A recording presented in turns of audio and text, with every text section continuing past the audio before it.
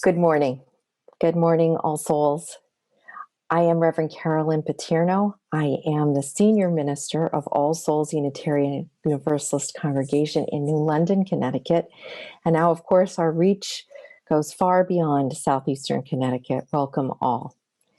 This morning, as we have done for several services this past year, we will be treated to a worship experience crafted entirely by the Unitarian Universalist Association. The service is entitled Loved into Being, and it is a reminder not only of our connection to each other, but our connection to the wider movement. Afterwards, we will have our Zoom coffee hour as usual. You receive a Zoom link in your e-blast sent out on Wednesday, so follow it. And I hope that you will join us, even if you haven't done so before, as we will be celebrating the conclusion of our stewardship campaign. So enjoy the service. Welcome to All Souls, where all souls are welcome. You are joyfully called to worship. We'll see you afterwards for coffee and cake.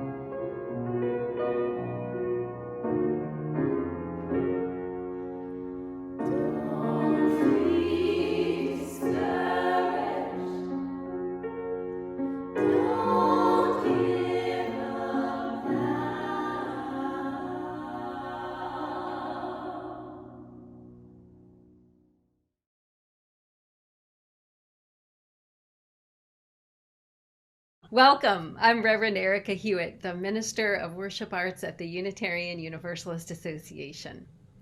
I live on the ancestral lands of the Abenaki people on the coast of Maine, and my pronouns are she, her, hers. I'm Reverend Vale Weller, Congregational Giving Director at the UUA.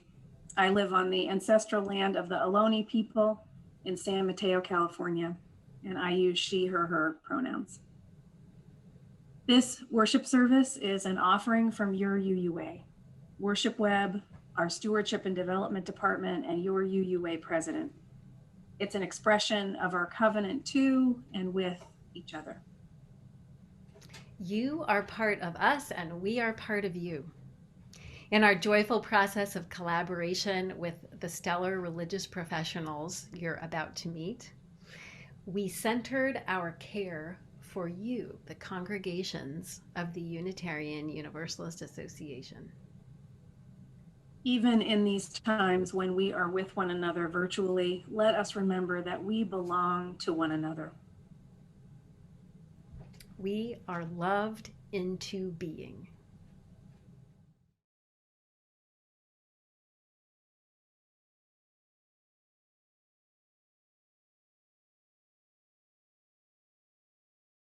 These are times of isolation and loneliness. Our hearts long for connection and for one another. Illness has visited our lives. Struggle and pain are in our communities. Our children's lives have been disrupted. There has been such great loss. And yet we are surrounded by beauty, by grace, and by music that blesses us. All the while, we are surrounded by love. We are loved into courage. We are loved into community. We are loved into generosity. We are loved into being. We are loved into being. Come, let us open our hearts and grow the size of our souls. Come, let us worship together.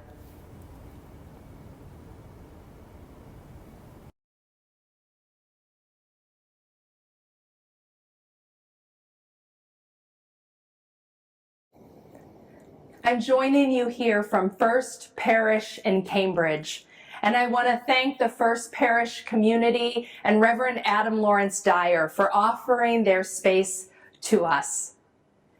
First Parish sits on the occupied land of the Massachusetts people. A community of the Massachusetts people still live in Massachusetts in the community of Canton. I have a story for you today. And there's two things that are important about this story. Number one, it's a true story.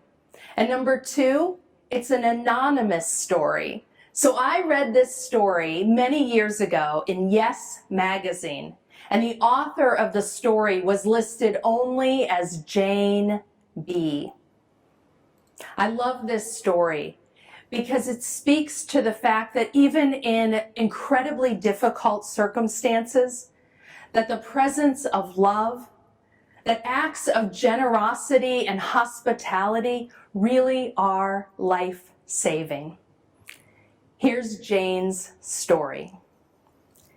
Jane and her brother grew up in the 1940s in Hollywood, California, a town known for show business.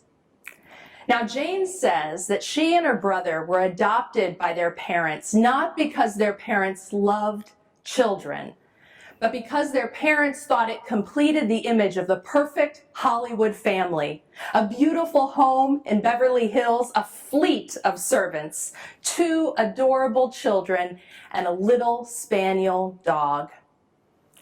Jane and her brother hardly ever saw their parents. They were largely raised by the housekeepers and nannies. It was only on Sunday when the whole family went to the country club. There, Jane and her brother were expected to be perfectly well behaved, not to run around or get dirty, to know which piece of silverware to use at every course, to be seen but not heard. They were taught to speak only when spoken to. Looking back, Jane said of herself, "I wasn't a real girl. I was a cardboard cutout of a girl." Jane's best memories from her childhood were when she was with her grandmother. And one day, her grandmother took her to a rummage sale in a church basement. Now, this was Hollywood, California. So this rummage sale was filled with costumes and fancy clothes that were from the movies or from movie stars. Jane's grandmother gave her $2, which was a lot of money at that time, and said, "Buy whatever you want." Well, Jane went home with 2 armfuls of things, and as soon as she got home, she ran straight up to her room with all of that loot, and she started trying things on. Finally, she settled on a little pink night dress, a big broad hat, white satin gloves, and every piece of costume jewelry that she bought. She looked at herself in the mirror, and Jane was awestruck. She looked like a different person. She decided to give herself a new name, Madame Modifus. Now, whereas Jane was quiet, Madame Modifus was bold. And whereas Jane was shy, Madame Modifus was flamboyant.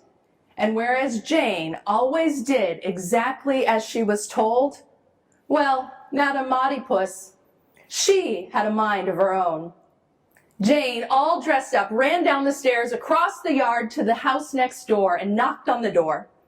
When the mother next door and her little son opened the door, their jaws fell open.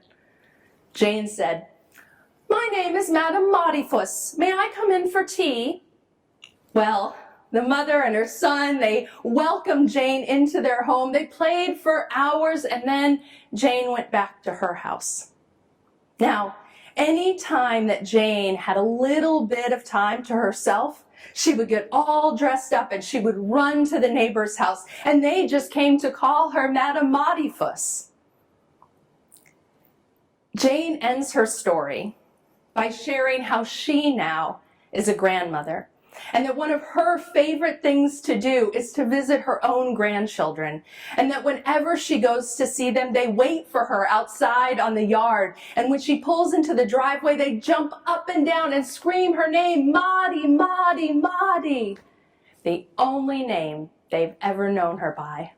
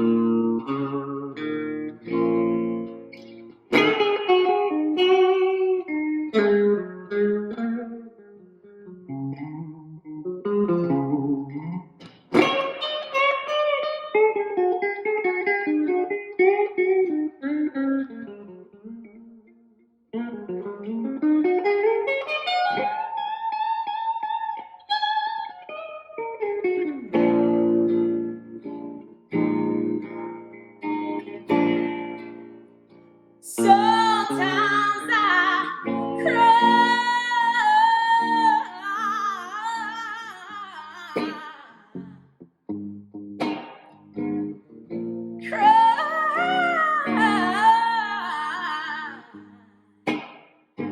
Sometimes I cry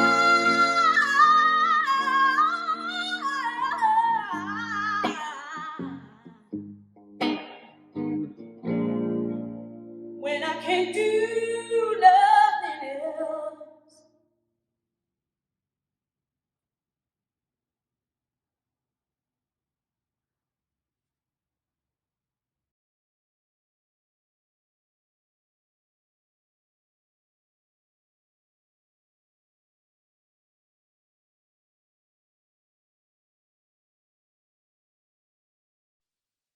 Dear ones, we will now enter a time of libations, lamentation, and prayer. The pouring of libations is a centuries-old ritual performed by many cultures. At the core of this sacred ritual is the calling forth of personal and collective ancestors across the millennium and across all space. Libations are poured to honor life, all life. Before we begin, it is just and holy that we honor the original lands of the indigenous community or communities where we live. As I am here at Community Church of New York in New York City, specifically Midtown Manhattan, I must honor that these lands are of the Lenape peoples. The Lenape offspring of the Algonquin civilization and includes present-day New Jersey, New York, and Delaware. If you know them, please call to mind the indigenous peoples where you reside, honoring that these lands are not ours, and we must always honor this truth. I will now call upon the ancestors from all directions as I remain before you, even virtually. I invite you to respond Ashe as each direction is honored. The pouring of libations. To the east, lands of the rising sun, elements of air with the color yellow, ancestors of the East, be with us now. Ashe.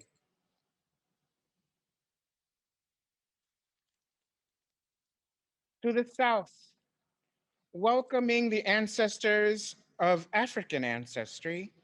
The element is fire and the color is red.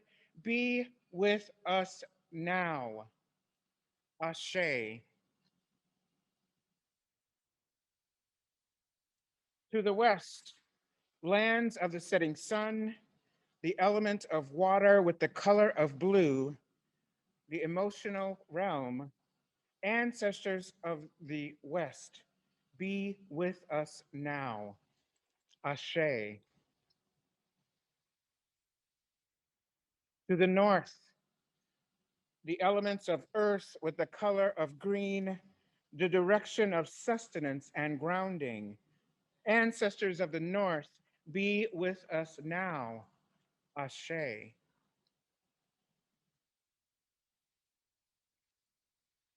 Lastly, I pour libations to the heavens, the plants, the seas, the animals, and all winged creatures.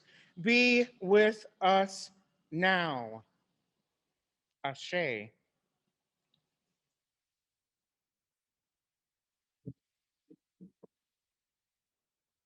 Our time of lament. Friends, both near and far, we have been and are in some of the most difficult times the world has experienced in over 100 years.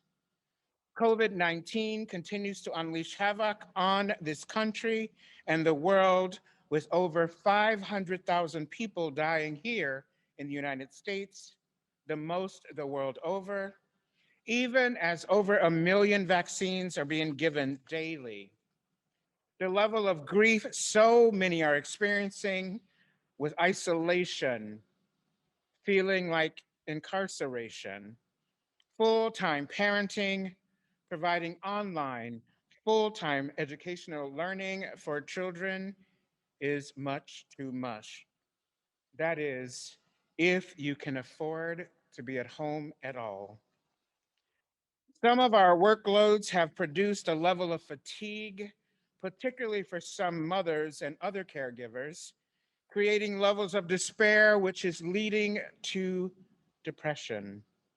We indeed must lament. We must grieve how difficult this is and continues to be for so many. At once, it's also true that we recently heard the life expectancy for everyone has decreased during the pandemic.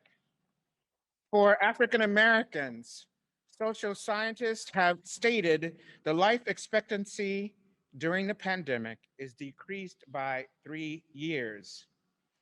2 years for our Latinx communities and 1 year for those who are white. We also know as a country, the vaccines are being distributed in inequitable ways, and the world over, 75% of the vaccines are going to more wealthy countries, not where they are needed most. We must lament.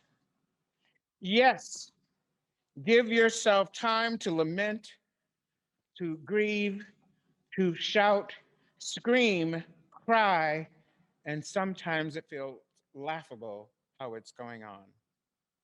And we can continue to find beauty. Let us continue to reach out to others in even more innovative ways. Lean on and nurture your Unitarian Universalist faith and share what you are feeling. Let us also create. Let's create music, art, joy, and safe human touch where possible. Amen.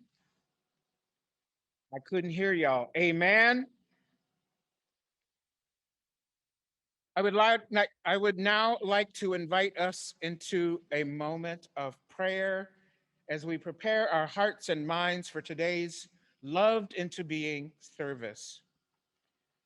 Please take a few moments to locate your breath in your body. Take this moment to breathe deeply. Just notice where your breath is in your body without judgment. A moment of prayer. Spirit of life, love, nameless one, God. We gather in times of great peril for so many. Our social and political systems are in great upheaval, even as we are rising up to end all systemic oppressions. Yet, the COVID-19 virus continues to mutate even as the vaccines are being given. 10 million people have lost their jobs, with many of them, mostly Black and brown people, will never return to those very jobs. It's also true that millions in Texas and other parts of the globe are experiencing impacts of climate change, which will forever change their lives. Great Spirit, be with us now and them always.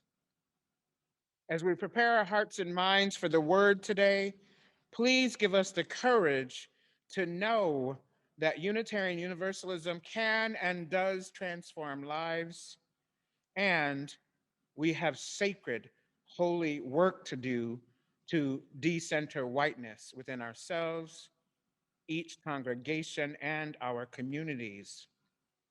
Our communities and the world need our highest aspirations and ideals as a living faith tradition to rise up in all of us as we continue to love ourselves and each other into holy being. This is ongoing, demanding, sacred, yes, sacred work. And I believe we collectively can do it. Do you?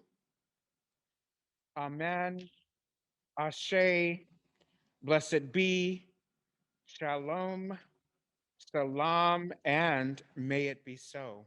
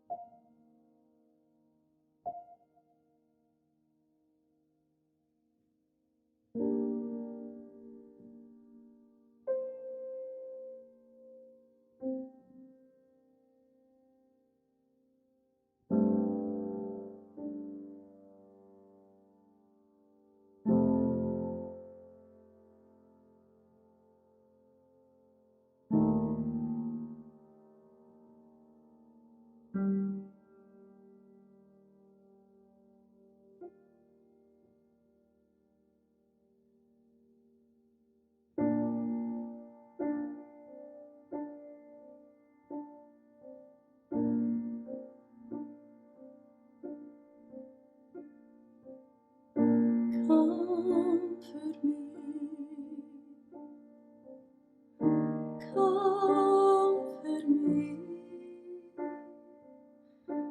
comfort me, oh my soul.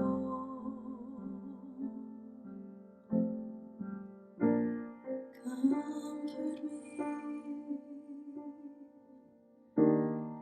comfort me. Comfort me, oh my soul.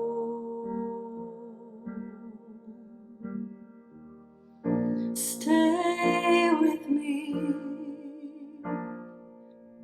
stay with me,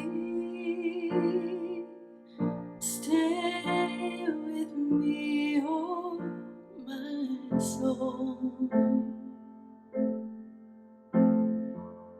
Stay with me, stay with me,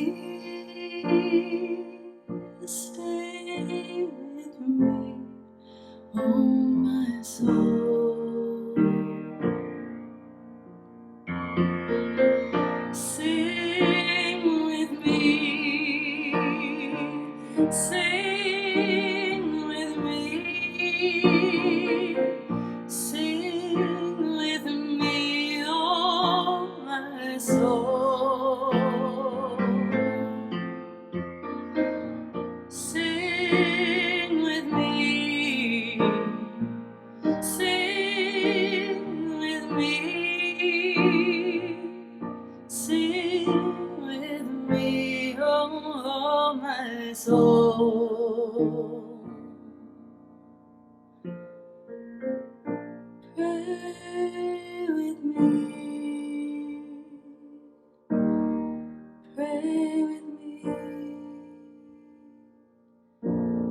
pray with me, oh my soul.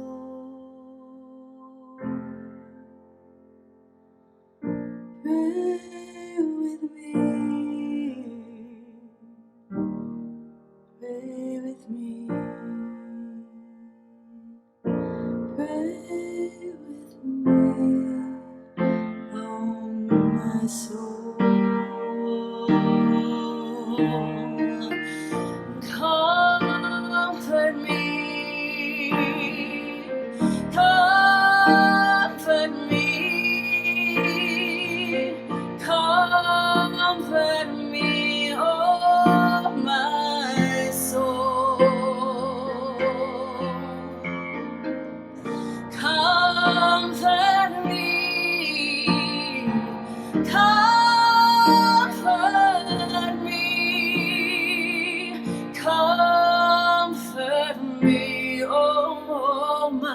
soul.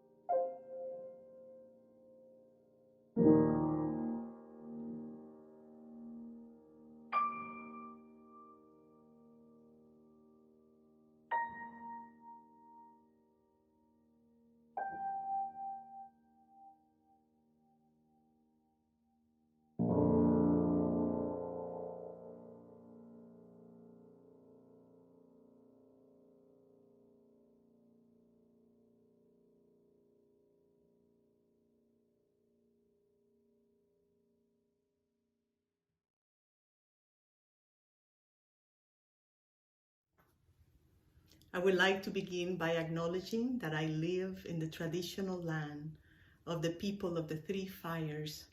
I am deeply honored and grateful to the land itself and to the people who have taken care of it for generations. And today I bring to you a quote from the process theologian Bernard Loomer, who says, by size, I mean the stature of a person's soul. I mean the range and depth of your love, your capacity for relationships.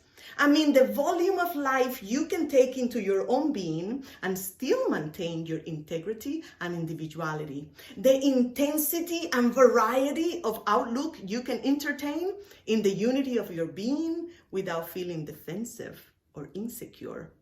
I mean the strength of your spirit to encourage others to become freer in the development of their diversity and their uniqueness. I mean the power to sustain more complex and enriching tensions. I mean the magnanimity of concern to provide conditions that enable others to increase in stature. End of quote. Of the hundreds of books I had to read for seminary, of the thousands of passages that I read and highlighted and marked, this one has stayed with me the most. From the moment I read that quote, I was like, that is it. That is it.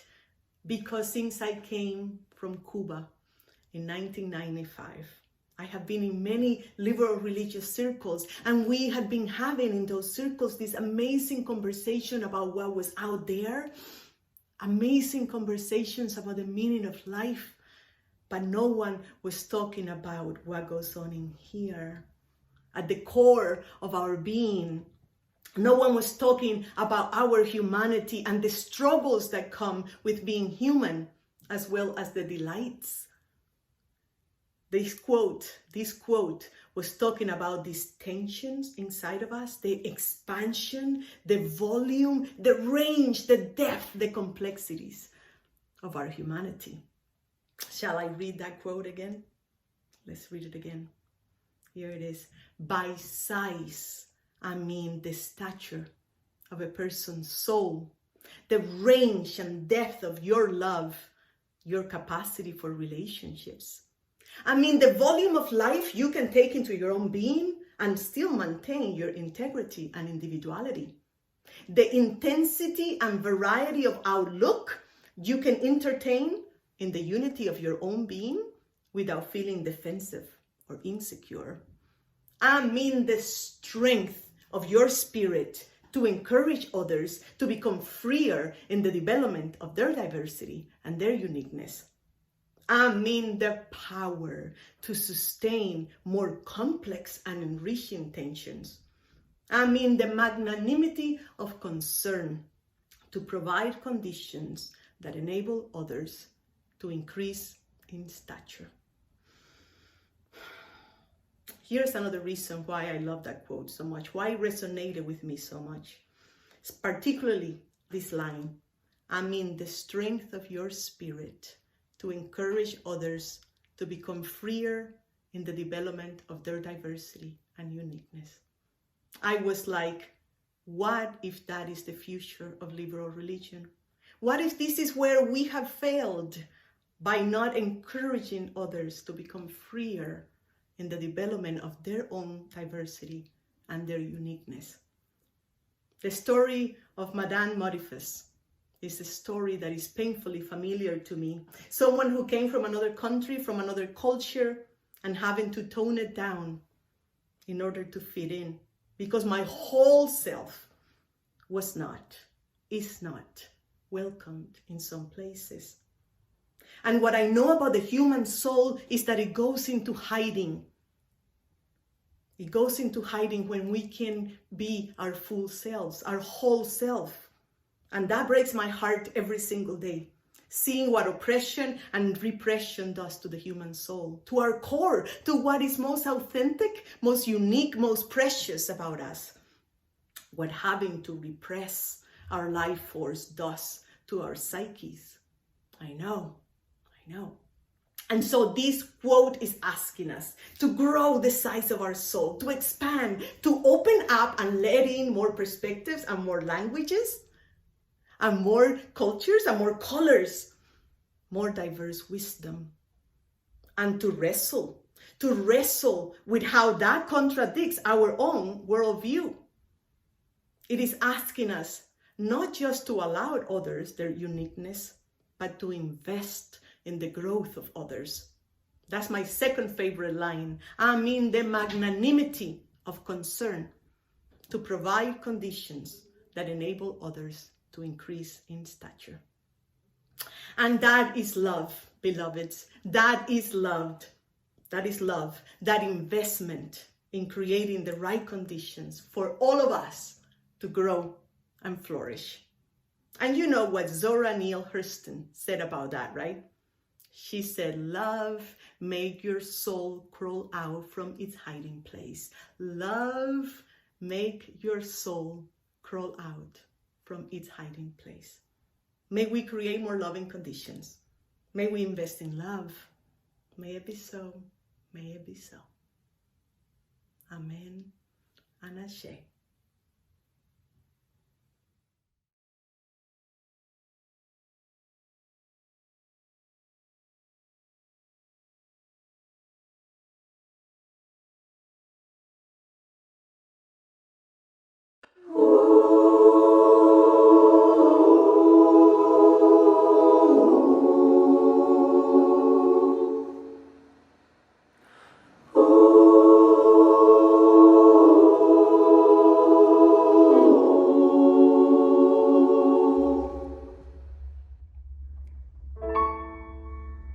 Then a rainstorm came over me,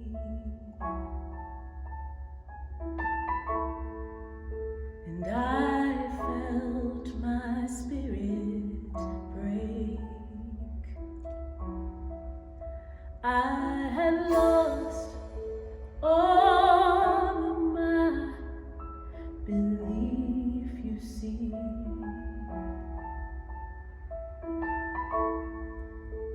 I realized my mistake, but time threw a prayer to me, and all around me became still.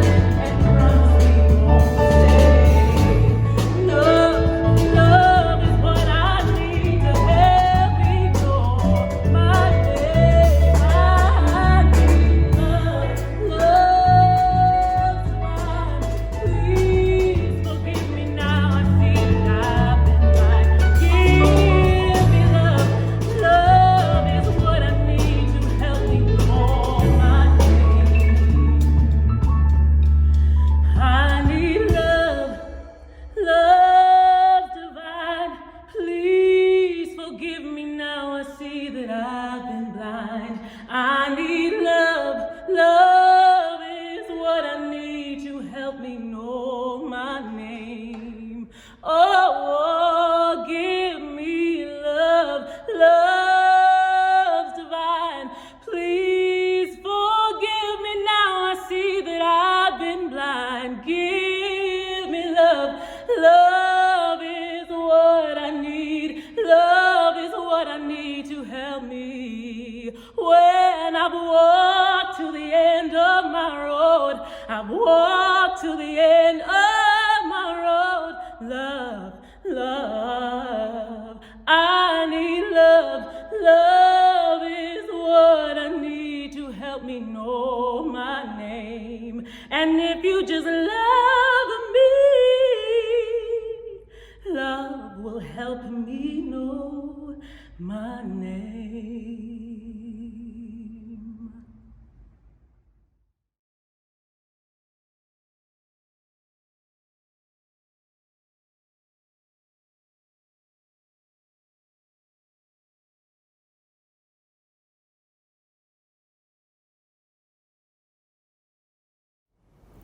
Yes, love is what I need to know my name. These words from the artist's seal capture the meaning of our story today. The story of Jane and her discovery of her full self and her real name, Maudie. Jane's story captured my attention the first time I read it. Her words, I wasn't a real girl.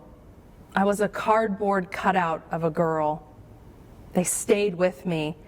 It's clear the trauma and the pain of her home life. And this isn't unique or even uncommon for children, for any of us. So many of us know these experiences in our home lives, in our work lives, or in the stifling cultural conditions of oppression that seek to make us small, quiet, invisible. Conditions that seek to rob us of our fullness. But then something happens for Jane. Through the love of her grandmother, the generous embrace of the neighbors, and a little bit of imagination, Jane's full self, Maudie, finds expression. The freedom she experiences is in moments. Those moments when she's able to steal away from her house and go to her neighbors. But it is enough. These small moments of joy and love in the midst of the neglect and the suffering, they are life-saving. Zora Neale Hurston writes, love makes your soul crawl out from its hiding place. And that is exactly what Maudie's soul does. She is loved into the fullness of her being. I hear echoes of my own story in this story. And maybe you do too. For me, in a time of tremendous difficulty in my life, my UU church was the neighbor's house, full of warmth and welcome, music and imagination. And the grandmother, that was my Sunday school teachers, whose love and care, coupled with joy and attention, it made a difference in my life when I most needed it. That congregation, that community, those teachers, they helped me find my voice, my spirit, my soul. They loved me into being. I imagine that you too have stories like this. How Unitarian Universalism, its theology, its people, its ministry changed you, saved your life, helped your soul crawl out of its hiding space. How it helped grow the size of your soul. As process theologian Bernard Loomer so powerfully describes, by size, I mean the stature of a person's soul, the range and depth of your love, your capacity for relationships.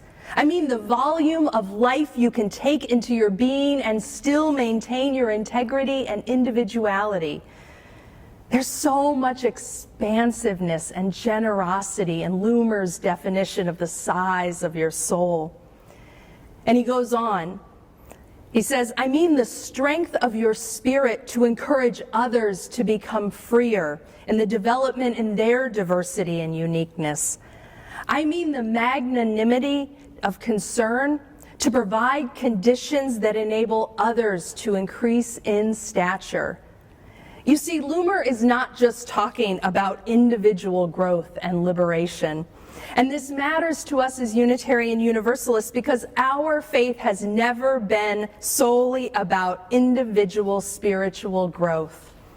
As Unitarian Universalists, we understand salvation not as individual but collective. We recognize the fundamental interconnectedness, interdependence of all life and of humanity. Foundational to the core theological idea of interdependence is that mutuality and responsibility are inherent to who we are as human beings. We are not islands. And our tradition calls us not to individual freedom or transformation alone, but to the liberation and thriving of all people. One of the most important and successful campaigns within Unitarian Universalism over this past year was UU the Vote, a national effort for Unitarian Universalists to partner with local grassroots organizing and voting rights groups on an unprecedented voter engagement, voter registration, and voter turnout effort. It was the first ever effort like this on our part as a larger association, and it was awesome. But here's something you may not know about UU the Vote. When I first shared the idea for UU the Vote at the 2019 General Assembly, I didn't know if it would take hold. I was simply throwing out a seed of a dream, imagining there before thousands of you, congregational delegates at GA, I asked, what if we as UUs helped engage and mobilize 1 million people to vote in the 2020 election? When I said that, it was scary. It seemed impossible. And in fact, the next time I talked about UU the Vote at a local congregation, I reduced the number to 500,000. But before we'd even started to create the team and the infrastructure, when we were still just talking about this idea, congregational leaders, ministers, religious educators, and members were clamoring to volunteer. Financial gifts began coming in, some unsolicited. Folks were ready to say yes, ready to give generously of their time and resources because they knew that our values of justice and compassion, that our system of democracy and the literal lives and well-being of our neighbors, of our loved ones, of each other were on the line and on the ballot. Thousands of people volunteered. Thousands of donors came forward from our congregations, many of you, and together we invested tens of thousands, if not hundreds of thousands of hours and well over $1 million to vote love in the 2020 election. And in the end, we reached well over 3 million potential voters, far exceeding our wildest dreams. In what was the largest, most transparent and accessible election in our history, we UUs played a significant role. And we were likely the largest, most organized, faith-based, pro-democracy effort during the election. Wow. Imagination, generosity, commitment, collective action. These fueled UU the Vote. But there was also some magic to it, because it recognized our strengths and it invited us more fully into who we are. For we are the people who show up.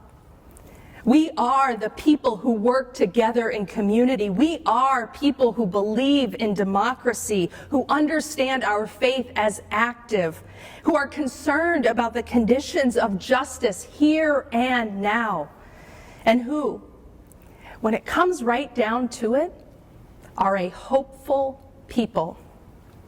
We are a hopeful people about what is possible and about our agency and capacity to meet the challenges of our time. Some of the magic of UU the Vote was that together we were loving each other into the fullness of who we are as Unitarian Universalists.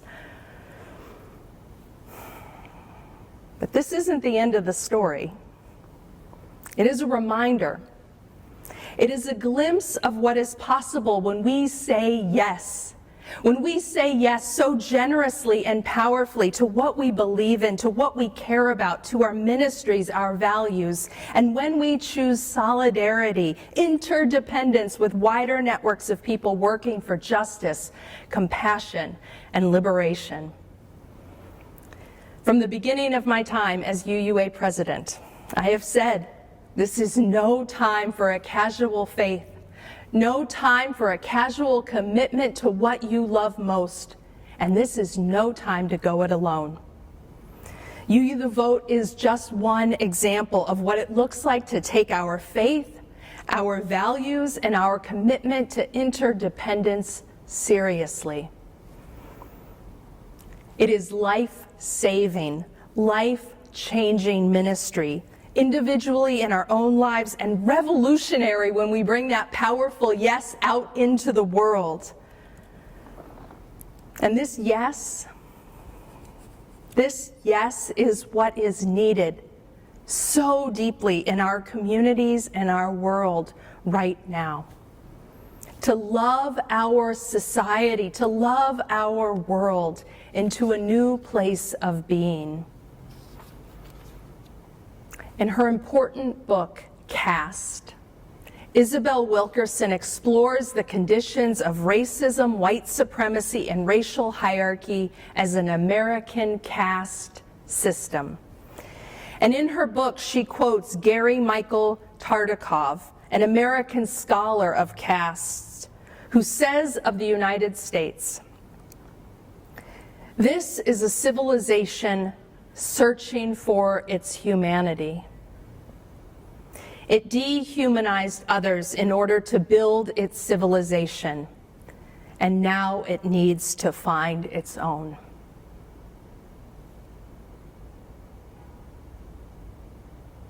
There's power in those words and that history.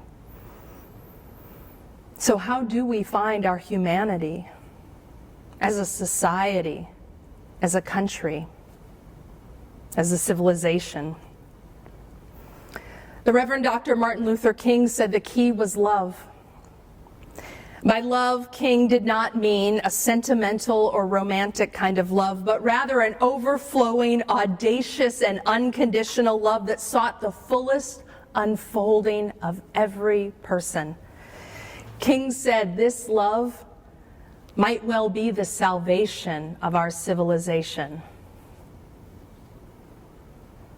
The only way that we overcome the forces of racism, domination, discrimination, dehumanization, the forces that are at the foundation of the United States, those forces that have the effect of dehumanizing our society, the only way we overcome those forces is to turn to the deepest source of our humanity.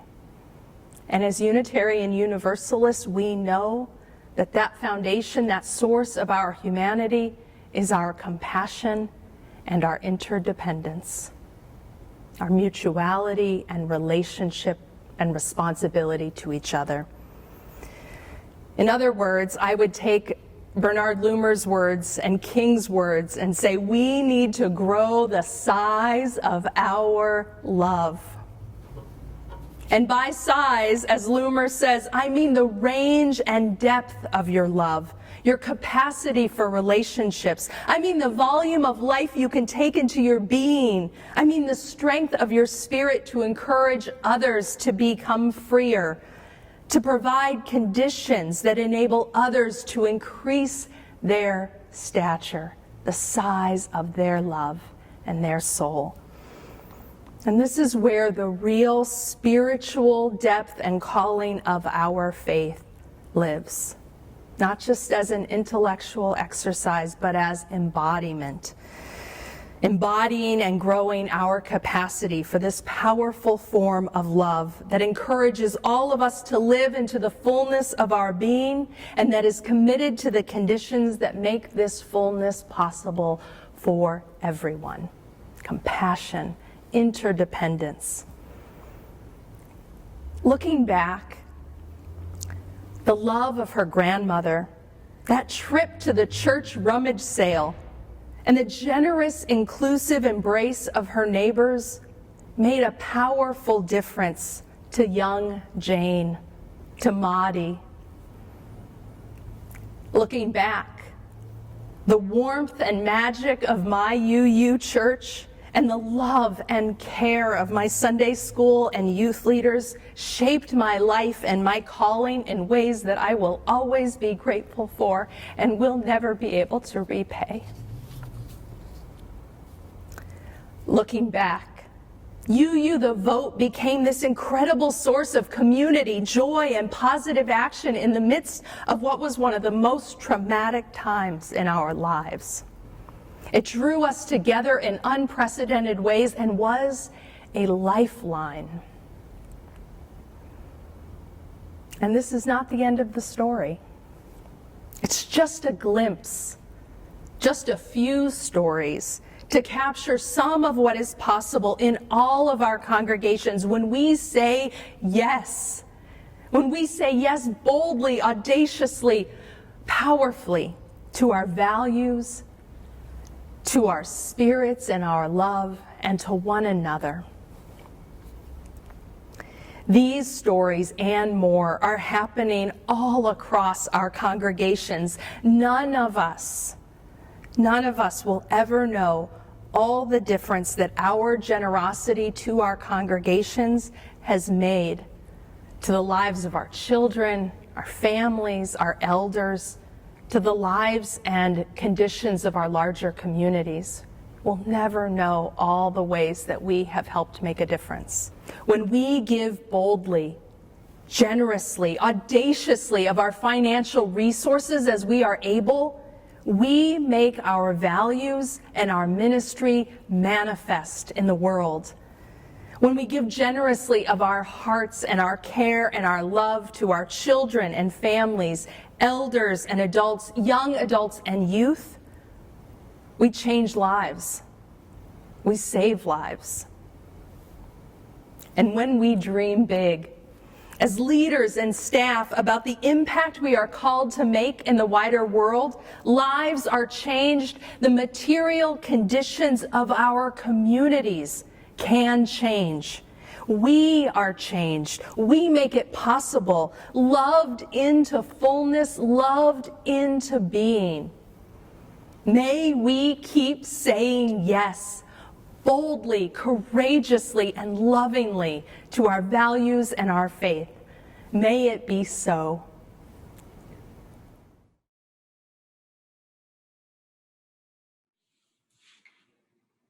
There are sacred moments, sparkling moments, when we answer the call to live out our values and in so doing, bless the world beyond our imaginings. These powerful, sparkling moments are times when we are truly alive, when we feel and know and demonstrate our values because of the principles that have claimed us, because of this faith that we share, because we have been loved into being. It is time for the offering. This is a chance to give of your tangible energy to benefit the congregation which has nurtured and grown you, so that in turn it can be a powerful presence for future generations. This is an opportunity to make manifest generosity. This is an invitation to align resources and highest values. Susan Frederick Ray said, "The most important thing you can do for Unitarian Universalism is to generously support your congregation. It's transforming lives."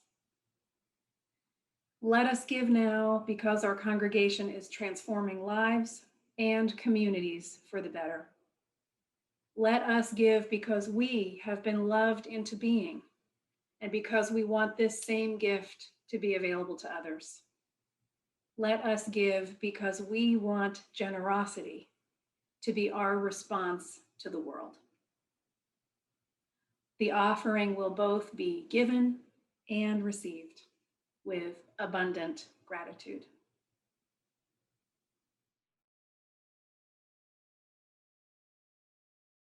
You're broken down and tired of living life on a merry-go-round, and you can find the fighter, but I see it in you, so we go walk it out. And move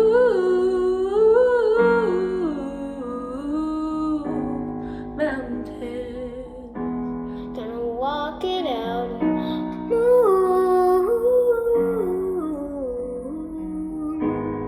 Mountains. And I'll rise up, I'll rise like the day. I'll rise up, I'll rise unafraid. I'll rise up, and I'll do it 1,000 times again. I'll rise up, I'll rise up, I'll rise up for you.